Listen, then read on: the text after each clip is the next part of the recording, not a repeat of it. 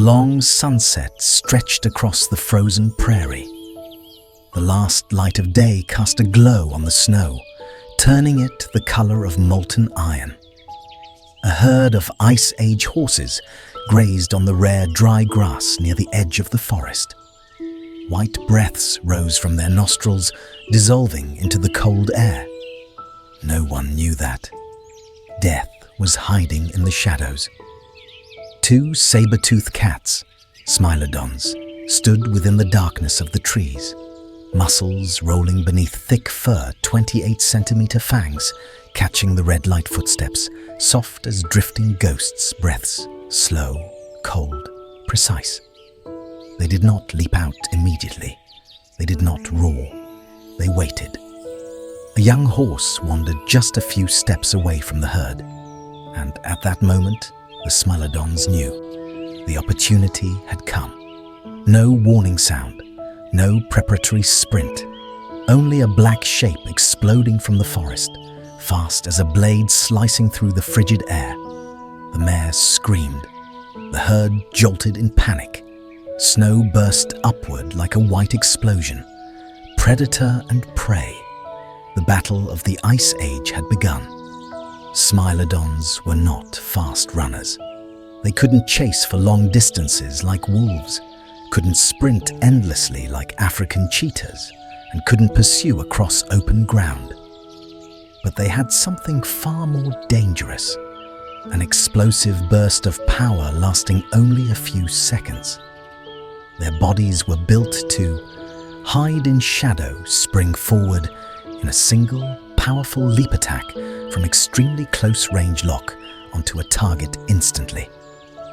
This made them the species that chased the least, but struck with the greatest precision and finished the quickest.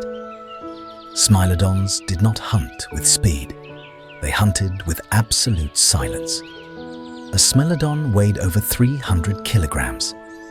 When it attacked, it used incredibly strong forelimbs to slam prey to the ground, an enormous chest to hold it down its own body weight to immobilize every movement. All it needed was the right moment. A turn of the head, a misstep, and the Smilodon would end the battle before it truly began. The paradox of the Smilodon: extremely long fangs, able to pierce deep into a throat, but the fangs were not durable enough to withstand heavy impact. This meant the Smilodon could not bite while the prey was still thrashing violently. Therefore, it had to bring the prey down.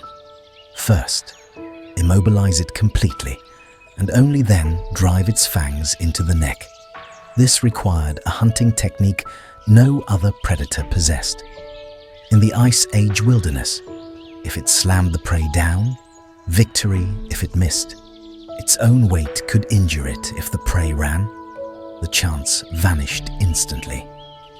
It had only 3 to 4 seconds to decide its fate and the fate of its prey. That is why Ice Age horses were intensely wary of the forest's shadows, because a single misplaced movement of darkness could change the life of the entire herd. The Smilodon leapt onto the young horse's back. Snow erupted like shards of glass. The mare charged forward, kicking violently with her hind legs. But the Smilodon did not budge. Its forelimbs locked tightly around its target, its saber teeth lowered. And then, the mother horse rammed her full weight into the cat's ribs. The Smilodon was knocked off by only a few centimeters, but that was enough for its fangs to plunge into the snow instead of the throat. The golden moment had passed. The Smilodon was forced to retreat because a broken fang meant a slow death. The young horse survived. The herd galloped away. The lingering twilight wind swept across the prairie like a long, relieved exhale of the land.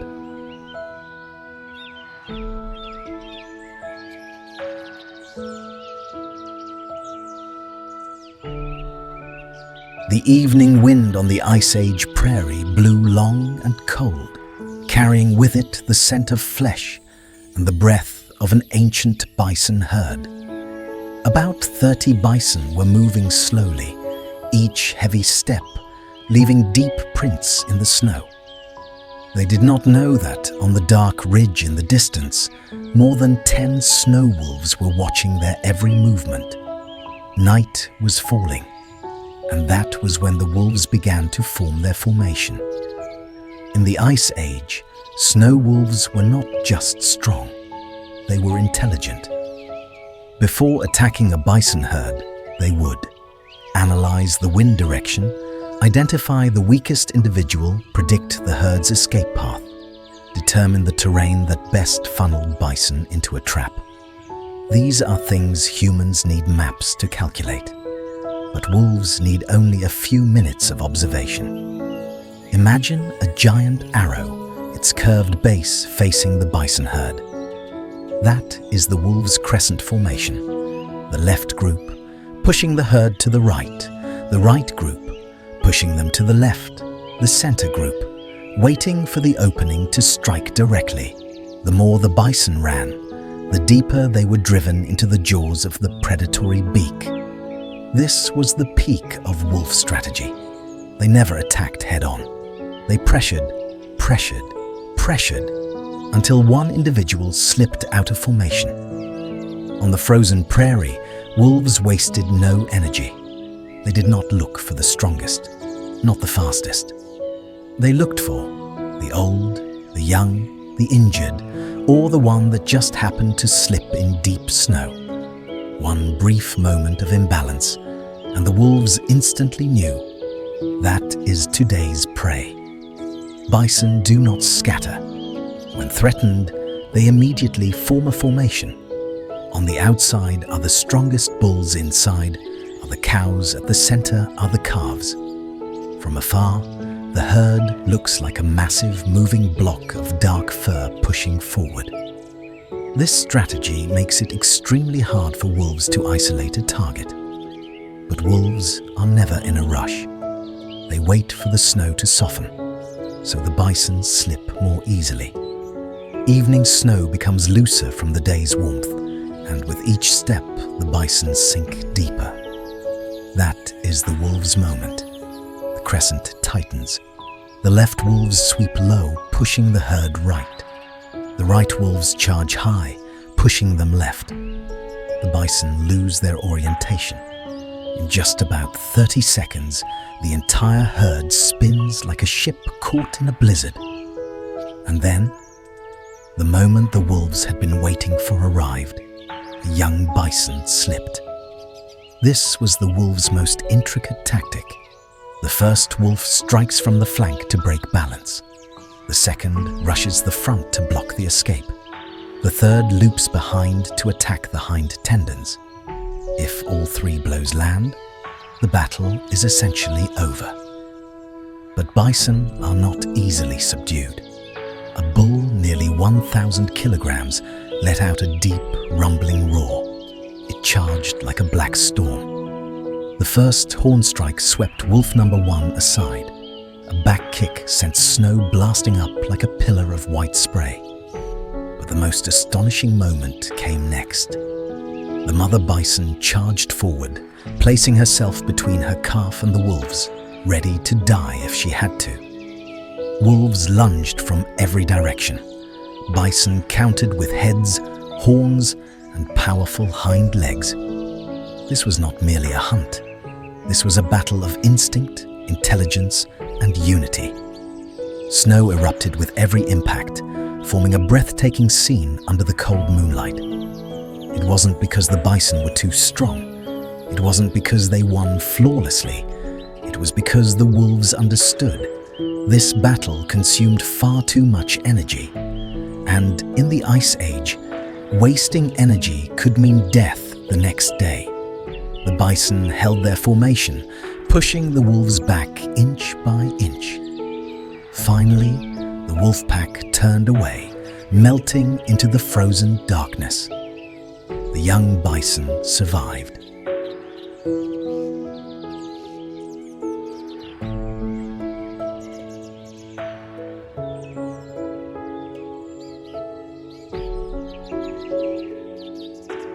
The evening wind on the Ice Age prairie blew long and cold, carrying with it the scent of flesh and the breath of an ancient bison herd.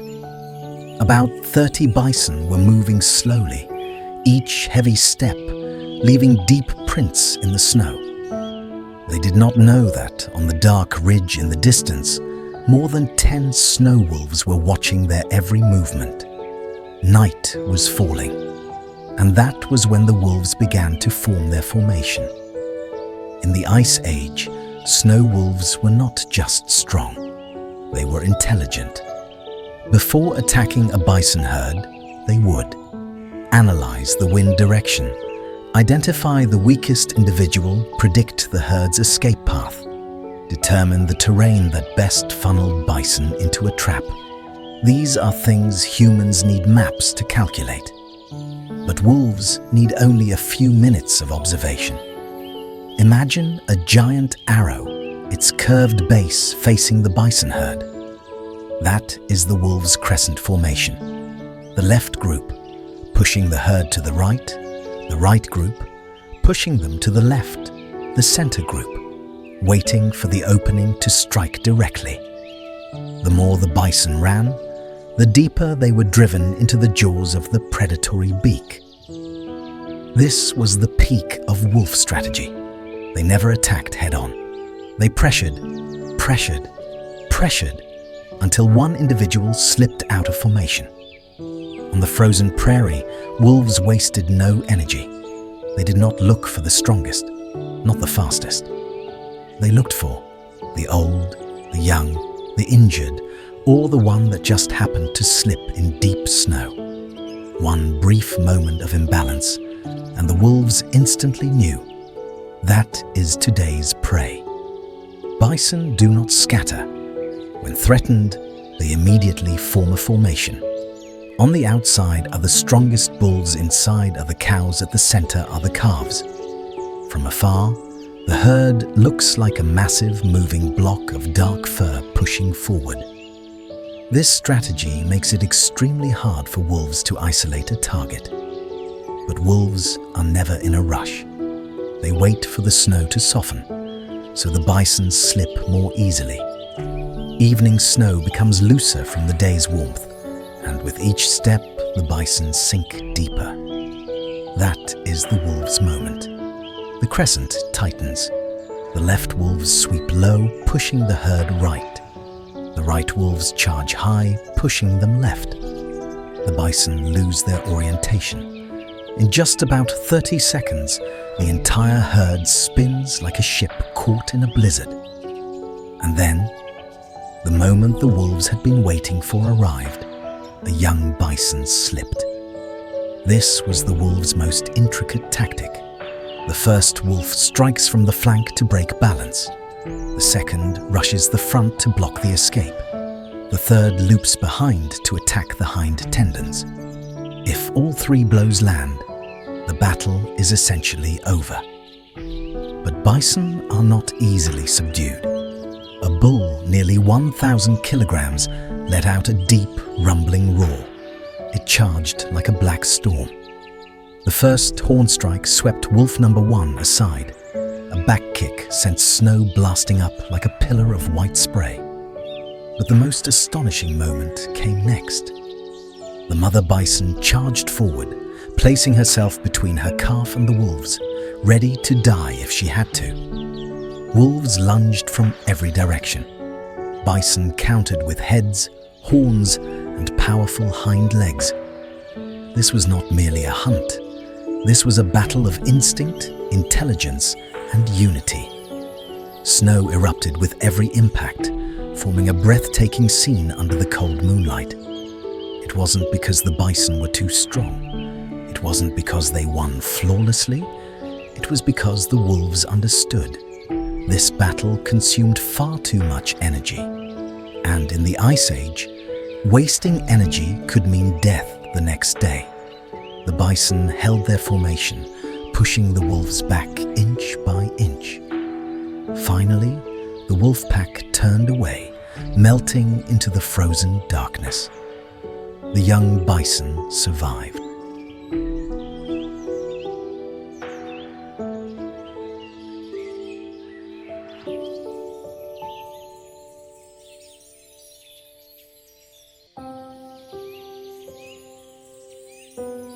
Twilight faded over the ice-covered taiga forest. The last violet light of the day slid across the branches, reflecting off the melting layer of cold frost. A fully grown male megaloceros, nearly 2 meters tall, its antlers spanning almost 4 meters, was grazing on the moss beneath the forest floor. It was alone, and for the great predators, being alone meant danger, because in the darkness behind it, a giant cave bear emerged. Height, when standing upright, 3.5 meters. Weight, up to 1,000 kilograms. Claw strength, capable of snapping a bison's bones. Unlike modern brown bears, the ancient cave bear had evolved to knock down prey in a single blow, take over the dens of other species, dig through snow and frozen earth to find food fight entire wolf packs. It didn't need to ambush. It only needed to step forward and take what it wanted. The wind shifted. The megaloceros lifted its head. Its long ears spun sharply backward. It heard heavy breathing snow sinking under massive weight, the faint crackle of frozen ground beneath the bear. This wasn't a saber-toothed cat, not a wolf, not a hyena. This was the scent of a slow, inevitable death. No stalking, no ambush, no waiting for a perfect moment. The cave bear charged straight at the megaloceros. A deep, resonant roar echoed through the entire forest. Snowbirds exploded from the branches in panic. The bear slammed its paw into the ground, snow bursting upward like a white explosion. This was not a subtle attack. This was overwhelming force. The moment the bear lunged, the megaloceros swung its entire body to the left. Its nearly 4-meter antlers swept across like a colossal scythe. The air split in a whistling roar. The sweeping strike was so powerful, it snapped small branches, sent snow flying in an arc, forced the bear a step backward. But the bear didn't stay back for long. As an experienced predator, the bear knew one thing. The megaloceros's antlers were strongest when spread wide, but weakest when pressed close to its body. It rushed directly into that dead zone, right beneath the megaloceros's chest. A swipe of its forepaw, claws slicing upward like curved blades. The megaloceros took a gash to the leg. Snow turned pale red. The hind legs of this species were incredibly strong, built for leaping across icy ravines and kicking predators away. The megaloceros launched upward, driving both hind legs into the bear's chest. A deep thud echoed, like a hammer striking a wooden block. The bear staggered. The snow beneath its paws cracked, but the fight was far from over. The bear rose again, enraged, its eyes glowing like embers. It charged a second time, faster, harder. But this time, the megaloceros didn't turn sideways. It charged straight at the bear. The massive antlers lowered, muscles coiled. The entire megaloceros became a living spear. The impact was so fierce that it pushed the bear back several meters, snapped the tree behind it in half, made the ground tremble with a soft cracking sound. The bear understood. It could not win this fight without suffering serious injury. And in the Ice Age, a serious injury meant death when winter came. The bear retreated. The megaloceros stood in the forest, breathing heavily, white vapor rising from its chest like the smoke of victory. The cave bear used overwhelming power for direct attacks, exploited the blind zone beneath the megaloceros's antlers, could break trees with a single swipe. The megaloceros used its antlers as strategic weapons, turned with surprising agility. Despite its size, kicked with extremely powerful hind legs, turned its body into a spear to end the battle. The Ice Age was a place where even the strongest predators sometimes had to retreat before prey that knew how to wield both intellect and body to perfection.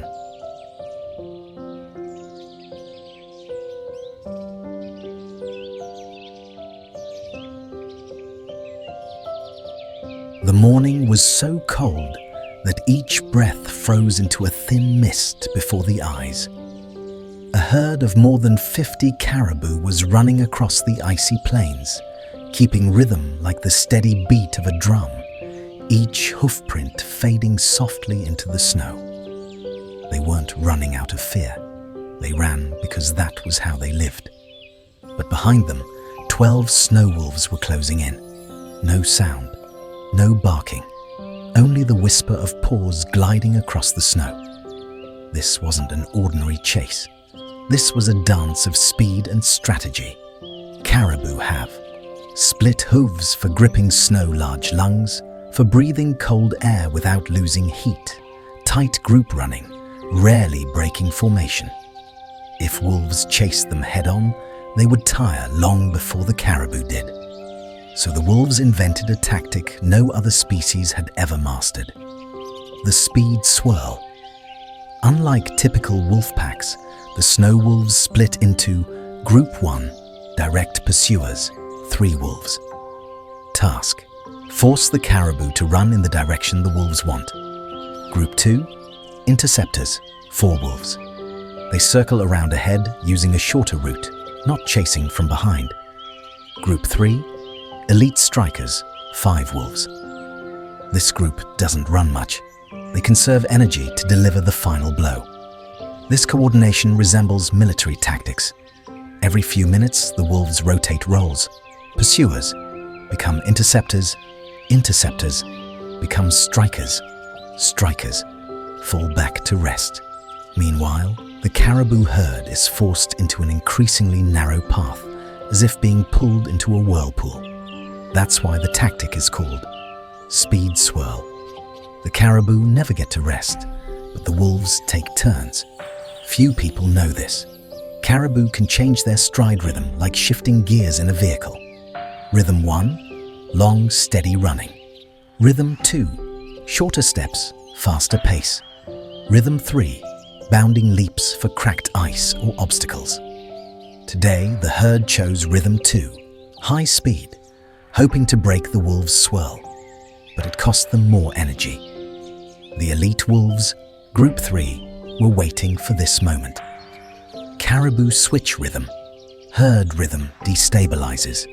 A few individuals drift out of place. Just one slight step to the right from a young caribou, and the wolves move. 2 wolves burst from the front, cutting off the escape path, forcing the calf into softer, sinking snow. The mother caribou charged, kicking with such force that the snow exploded beneath her hooves. The wolf was knocked aside, but it didn't attack again, because a caribou kick can break its bones. No Ice Age predator underestimates a caribou's kick.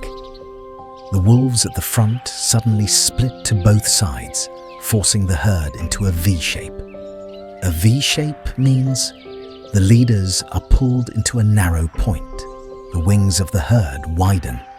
Distance between individuals grows. Calves are more likely to fall out of the center. The wolves had waited for this moment since the hunt began. In that instant of being pressured, an adult caribou leapt forward, leading the herd across a stretch of cracked ice. The wolves, heavier and less agile, couldn't jump as far. Several slipped into small ice crevices and were unable to continue the chase. The caribou broke through the speed swirl. They survived thanks to speed unity, rhythm shifting, and a perfect ice-hurdling leap. The wolves were forced to abandon the hunt. They turned back in search of easier prey. The Ice Age did not allow wasted energy on failure.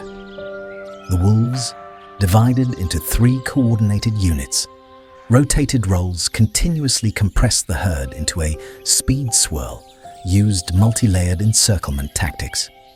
The caribou shifted running rhythms, endured long-distance speed, held formation, leapt across cracked ice to escape. This was a battle where speed, intelligence, and coordination determined who survived when the sun fell.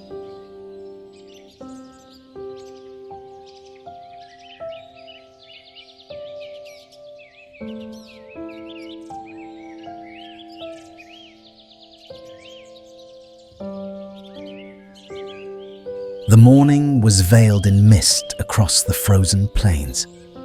The first rays of sunlight pierced through the haze, shining onto the thick fur of the mammoth herd, moving slowly forward. Each step, heavy as tons, sent a deep vibration rumbling beneath the ground. In the middle of the herd was a young mammoth, only a few months old, just curious enough to wander a few steps away from its mother. And that was the moment the strongest predator of the Ice Age had been waiting for. In the low, frost-covered shrubs, two Smilodons lay motionless like statues carved from ice. No heavy breaths, no breeze shifting a single strand of fur. They weren't just waiting for a chance, they were calculating. A young mammoth means plenty of meat-weak defenses, not fast enough, unable to read danger signals. But the risks are enormous. The entire herd will retaliate fiercely. One kick, a Smilodon can be severely injured. One hit from a tusk, bones shatter. Hunting a young mammoth is a 50-50 gamble. Win, survive for a week. Lose, die on the spot. Unlike modern lions or leopards, Smilodons hunted large prey using a two-pronged tactic. The first leaps out for a direct assault to cause panic. The second circles to the side, waiting for the calf to make one wrong move. They don't need speed. They need one mistake from the calf. The mother mammoth turned her head after hearing a faint sound from the rear of the herd. In those brief 2 seconds, the distance between her and her calf widened by several meters. In the Ice Age world, a few meters decide life or death. The first Smilodon sprang upward. It didn't run. It jumped through the snow. Its leap was like a compressed spring releasing hundreds of pounds of force. Deep roars echoed across the frozen plains. The adult mammoths turned back, lowering their tusks, their stomps sending snow exploding upward like white dust. But the Smilodon was already too close. The calf let out a weak cry. It didn't understand what was happening. The Smilodon knew the calf's neck was too thick, its hide too tough to pierce immediately. So instead, it bit into the calf's rear leg. This was the tactic. Topple first, finish later. A single bite could make the calf lose balance, cry in pain, fall into soft snow. Only then would come the final strike. The ground trembled. Snow cracked into white fracture lines. The mother mammoth rammed the Smilodon with her head, but the cat dodged sideways. The blow missed by only a few centimeters, but that was enough to avoid breaking the Smilodon's bones and prevent a lethal hit. This was the combined strike. Smilodons rarely failed. When the calf turned to run toward its mother, it exposed a blind angle behind its flank. The second Smilodon lunged into that spot, intending to use its weight to topple the calf. If it succeeded, the mammoths wouldn't reach them in time. If it failed, it would be impaled by tusks. The moment stretched as if time had stopped. Just as the Smilodon was about to reach the calf, an old bull mammoth charged in from the left, lowering his tusks, and unleashed a sweeping strike so powerful that snow erupted in a wide arc. Wind whistled like a cracking whip. The ground beneath revealed the ice layer below. The sweep hit the second Smilodon, sending it flying nearly 4 meters. The cat crashed into the snow, breathing hard, unable to stand immediately. The Smilodon understood. The hunt had failed. One more impact and its bones would snap like dry twigs. It retreated. The first Smilodon withdrew as well. This is what makes mammoths different. They defend their young as an entire family. The mother mammoth stood close beside her calf. The younger mammoths formed a protective barrier. The old mammoths stood at the front, ready to continue the fight. The herd roared loudly, their voices echoing across the frozen plains, as if sending a warning to all of creation. Do not touch our young. Smilodons ambush with explosive leaps, attack the legs to topple prey, coordinate with extreme precision. But mammoths react like seasoned warriors, use sweeping tusk strikes, turn their massive bodies into living shields, protect their young with the strength of the entire herd.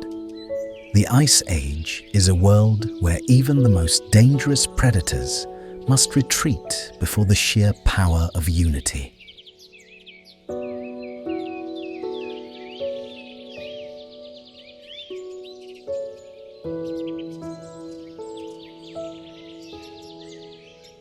The Ice Age night wasn't just cold.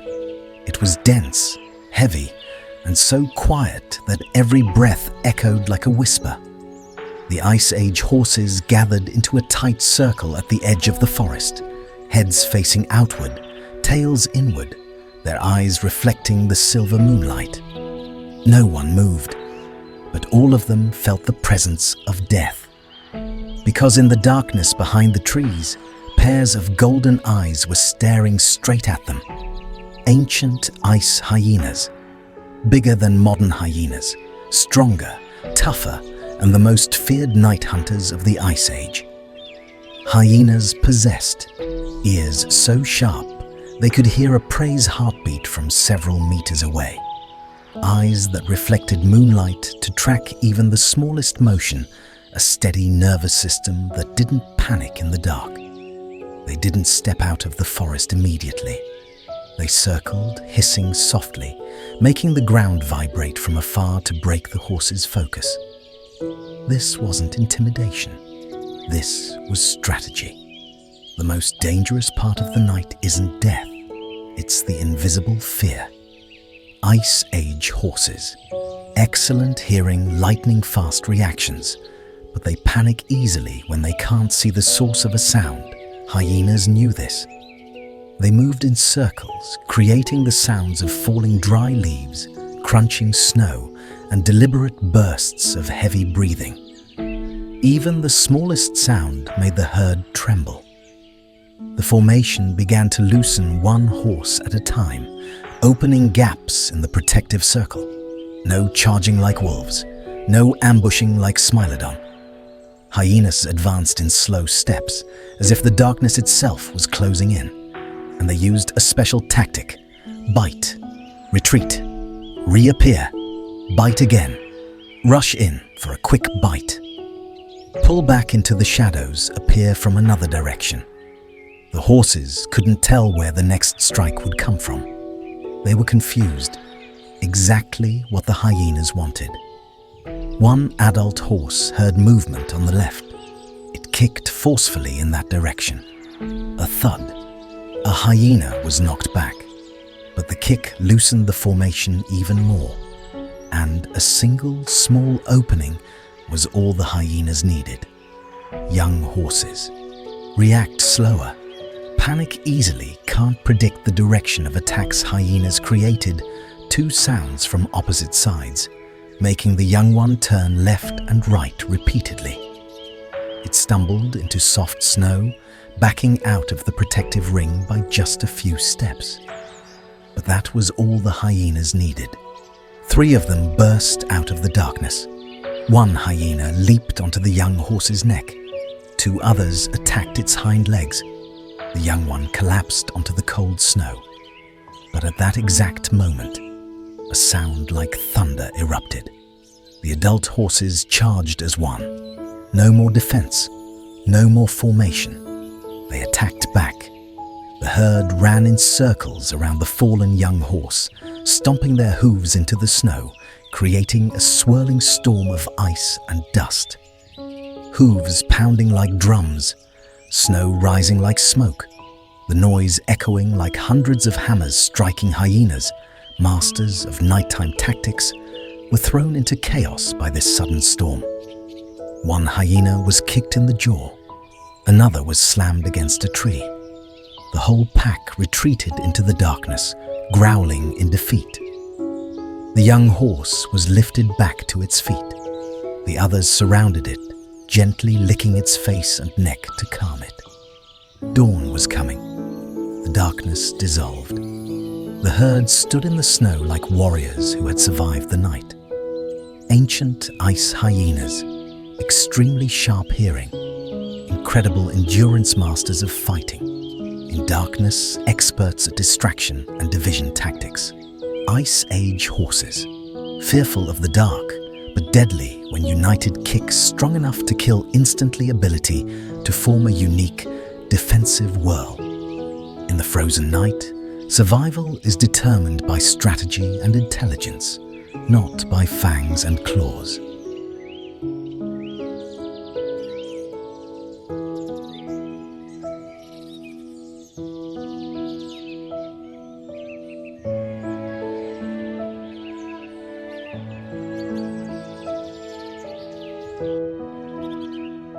The snowstorm began to roll in from the north. The wind howled long and low, like the cry of the earth itself. Snow rose in thick layers, swirling into white pillars.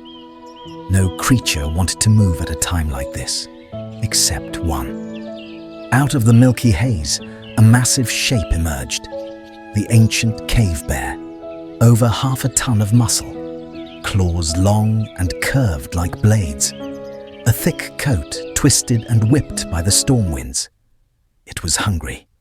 That was why it did not fear the storm. And hunger was what made it the most dangerous predator of this moment. Not far away, a herd of roughly 20 bison was struggling to huddle into a circle to brace against the storm. They didn't see the bear approaching. The blizzard had cut visibility down to only a few meters. But the bear saw them perfectly. Even when the world turned white, the cave bear still sensed the direction the bison stood, where the calves were positioned, the distance between each individual. Its sense of smell was many times stronger than that of modern bears. Through the scent of snow, storm winds, frozen soil, and frost, it still detected the warm breath of bison. The cold could not hide them. The most surprising thing about the giant bear, it could walk quietly. It lowered its body, placed each paw like a massive cat. The snow compressed beneath its weight without making a sound. In the storm, the bison couldn't hear anything. The bear was only a few strides away. The storm screamed at its loudest. Snow whirled into a blinding white curtain. Visibility 0. That was when the bear roared. A thunderous roar shaking the entire prairie. The bison scattered instantly. Their defensive formation shattered. The bear charged like a rolling mountain. The first swipe hit the back of a bull bison. A deep, heavy thud, like stones striking a tree trunk. The bison was thrown off its feet, rolling nearly 3 meters across the snow. But bison were not weak. The rest immediately formed a protective ring. They did not run. They aligned themselves into a wall of low, massive bodies, solid as rock. Heads lowered, horns up, white breath blasting through the storm. The bear didn't stop. It attacked like a living earthquake. But the lead bull charged first. The bull slammed into the bear's chest. The impact cracked through the air like lightning. The bear staggered back. Snow burst upward in a white explosion. But the bear didn't retreat. It lunged again. This wasn't a hunt. This was 2 survival machines colliding head-on. The bear attacked with brute force. The bison defended with formation. No one could truly see. They only heard, smelled, and felt the shifting ice beneath their feet. A young bison was blown slightly off balance by the wind, and the bear saw it first. 3 bull bison charged at the same moment. One rammed the bear's flank, one struck its front leg, one hit its shoulder. A perfectly coordinated assault, like a team of warriors. The bear was forced sideways, sliding across the ice, tumbling into deep snow. Thunderous sounds echoed as its huge body skidded. Wind blasted into its face. Snow whipped through the air, obscuring sight. The bison tightened their formation, pushing the calf into the center. The bear could not attack again without risking its own life. And in the Ice Age, even a small wound could mean starving to death. It backed away. The storm swallowed its silhouette once more. The cave bear, immense burst strength claws capable of dropping prey with a single swipe. Storm-piercing sense of smell, fearless when facing large prey.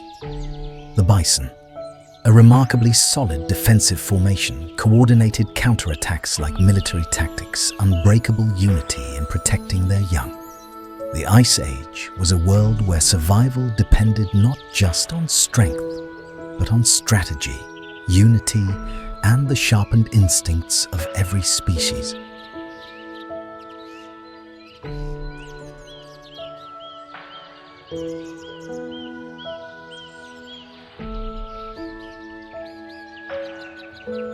The afternoon on the Ice Age steppe was cold and windy, carrying long streaks of snow that trailed like pale white silk. A herd of about 30 saiga was moving quickly, heads lowered to avoid the harsh wind, their large noses filtering the cold air to keep warmth inside. They didn't know that behind the snow ridges, 2 of the most dangerous hunting forces were closing in: the ancient ice hyenas and the snow wolves. The 2 species were usually rivals. But today, because food was scarce, they formed a temporary alliance, a rare alliance, and an absolute nightmare for any herd. In this alliance, ancient ice hyenas stronger, more cold-resistant, with extremely powerful jaws specializing in frontal assaults. Snow wolves, faster enduring masters of encirclement, excellent at intercepting prey. When the 2 species coordinated, they created the press-pin-finish tactic. It was a tactic rarely seen, but incredibly effective. Wolves ran to the front, forcing the saiga to change direction. Hyenas ran parallel along the flank, keeping high speed and frightening the herd into splitting. A small wolf group waited behind, attacking the weakest individual. Like dragging a massive net made of wind and speed, they funneled the saiga toward the center. When surrounded, saiga did not panic. They immediately formed an arrow formation, the pointed tip aimed toward the strongest part of the oncoming blizzard. Why head into the storm? Because in a blizzard, hyenas smell worse, wolves see worse, while saiga are extremely sensitive to the wind and superbly oriented, a brilliant move. But the predator alliance would not let them escape so easily. From the front, 3 snow wolves burst out of the white haze. This wasn't an attack, it was a redirect. They didn't want to bring down a saiga. They wanted to force the herd to veer right, toward where the hyenas waited. Exactly according to the plan. Hyenas were not as fast as saiga, but they had tremendous burst power.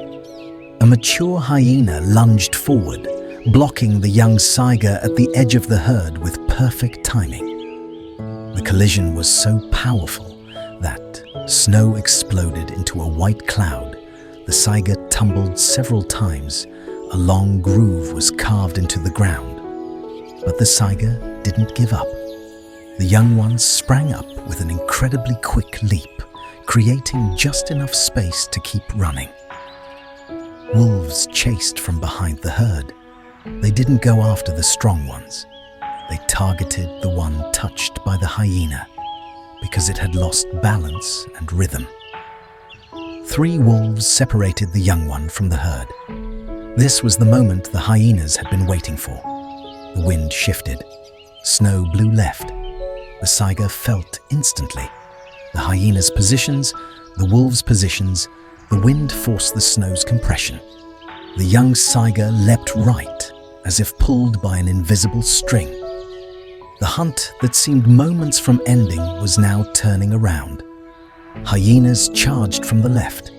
Wolves closed in from the right. The saiga ran in between. Half a second too early or too late, and the alliance would collide, an outcome that could injure both. But today, their coordination was flawless. Wolves pressed at perfect rhythm. Hyenas cut the exact angles. The wind whipped the snow into a white curtain, blurring sight. The saiga was nearly trapped. In the final split second, the young saiga stepped on a thin sheet of ice. A sharp crack rang out. It sprang upward on reflex, escaping the hyena's jaws by a fraction of a second. But the cracking ice made wolves and hyenas hesitate because they were heavier than the saiga. This was the moment the saiga used the environment to survive. The young one returned to the herd. The entire hunting alliance was forced to withdraw, not because they were weak, but because nature had chosen its survivor today. Ancient ice hyenas, immensely strong, enduring direct attackers, incredible burst force snow wolves, fast, agile, sophisticated teamwork, precise herd-splitting saiga, extremely fast wind readers able to leap over cracking ice, nimble and brilliantly intelligent. The Ice Age was a place where survival didn't belong only to the strongest, but to those who could harness every gust of wind, every flake of snow, every shift in the earth beneath their feet.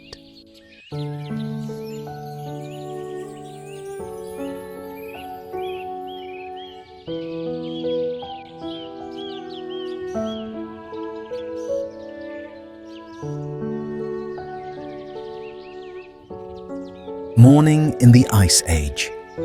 Taiga Forest was covered in mist. Pale yellow sunlight filtered through the towering pines, casting thin beams onto the ground, layered with dry leaves, thin snow, and tracks of animals big and small. A fully grown male megaloceros, bearing antlers nearly 4 meters across, was stepping slowly along a narrow path through the forest. Every step was cautious, because the taiga was a place of deadly ambushes. And in the shadow of the trees, something was watching it. The ice lion, cave lion, bigger than the African lion, heavier with stronger leaps, and a master ambusher in snowy forest terrain. It did not roar. It moved silently, like a golden shadow sliding low between the tree trunks. The megaloceros had antlers too wide, spread out like a massive bow. Its strength, a terrifying sweeping range. Its weakness, a blind spot right behind its neck and beneath the antlers. The ice lion understood this. It did not charge from the front, did not leap from the side. It circled, holding the perfect attack angle for more than 20 seconds, waiting for the megaloceros to step into the dead zone. In the tight forest spaces, massive antlers were hard to swing. The megaloceros had to turn its entire body to change direction. Branches blocked its movements, but the ice lion was low fast, able to slip between trees, able to leap far in confined areas. That was exactly why it chose the forest, not the open plains. The ice lion's paws were wide and soft, allowing it to walk over dry leaves without making a sound. It tightened its muscles, held its breathing to a minimum, preparing for the jump that could decide life or death. The megaloceros paused to graze on moss. That was the moment when its guard was lowest. The lion began gathering strength. The lion burst forward like a streak of gold, a leap over 4 meters long. Its front legs stretched forward, claws fully extended, aiming for the megaloceros's back, where the antlers offered no protection. The impact echoed loudly through the forest. The megaloceros staggered half a step, but it did not fall. Because the megaloceros was one of the Ice Age's strongest animals in terms of back and neck power. In the instant it was attacked, the megaloceros jerked its head sharply to the left, sending the wide antlers sweeping across. The ice lion was forced to jump back immediately, even a fraction of a second slower, and it would have been slammed into a tree trunk or trapped between the antlers, a near certain death. The ice lion did not give up. It shifted direction, lunging low, aiming for the megaloceros's hind leg. This was the true weak point of the giant deer. One bite to the tendon, the megaloceros would be unable to run or turn. The lion lunged, but this giant animal didn't rely on antlers alone. It had extremely fast backward jump reflexes, used to clear ice gaps or avoid falling rocks in its environment. As the lion attacked the flank, the megaloceros pushed backward with its forelegs, lifting its hindquarters high, causing the lion's attack to swipe through empty air. The lion lost momentum, rolling lightly across the snow. The lion sprang up, but the megaloceros was ready. Using the full strength of its neck and shoulders, it swung its massive antlers across the forest. The sweep was so powerful that the air tore leaves spun into spirals. The thin snow on the ground blasted upward like mist. The ice lion dodged, but only just barely. One tine of the antler brushed across its face, leaving a shallow tear in the skin. That was the sign. It had to retreat. The ice lion was not afraid of battle, but it knew that even a small, deep wound in this frozen land could be a wound it would never recover from. It backed into the shadows of the trees, disappeared, silent as when it had arrived. The megaloceros stood in the forest, breathing hard, white vapor rising like the smoke of victory. Ice lion, extremely fast, precise ambusher, versatile tactics, attacks the blind spot megaloceros. Enormously wide antlers as a deadly sweeping weapon, massive neck and shoulder strength, quick backward leap reflex, uses the forest's tight space to its advantage.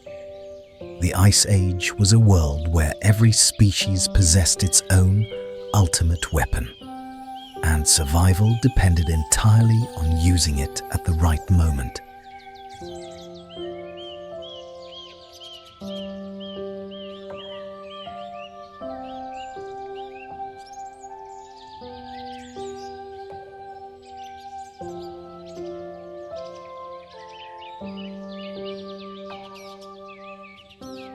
The taiga forest at dusk grew silent.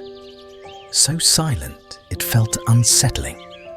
The purple light of the setting sun filtered through the pine canopies, shining onto the thin layer of snow on the forest floor, creating flickering specks like thousands of tiny shards of glass.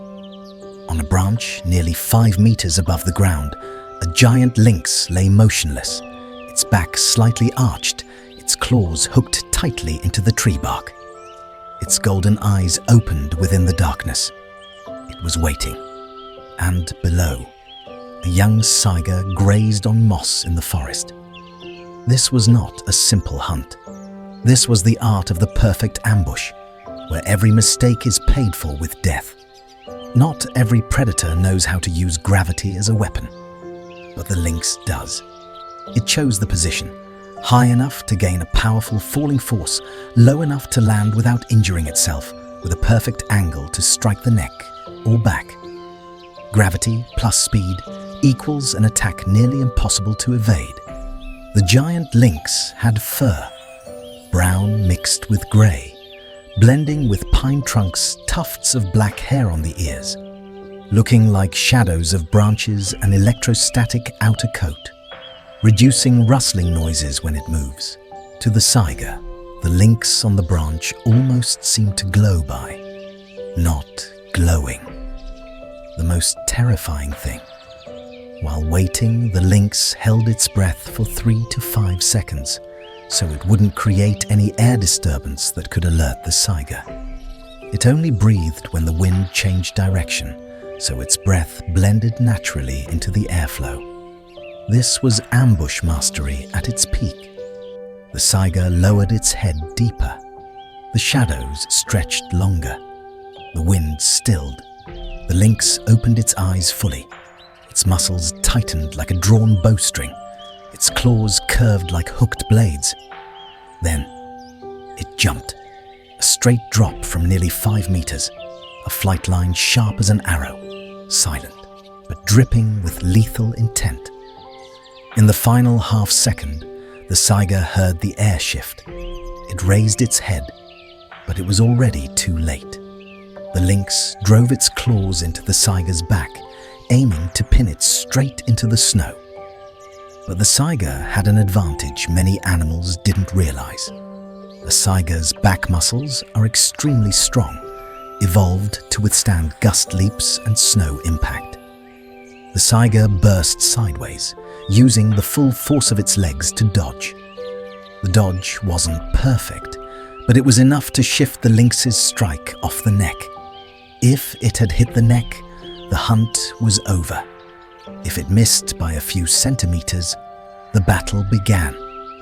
Not giving up, the lynx clamped its front claws and teeth around the saiga's neck.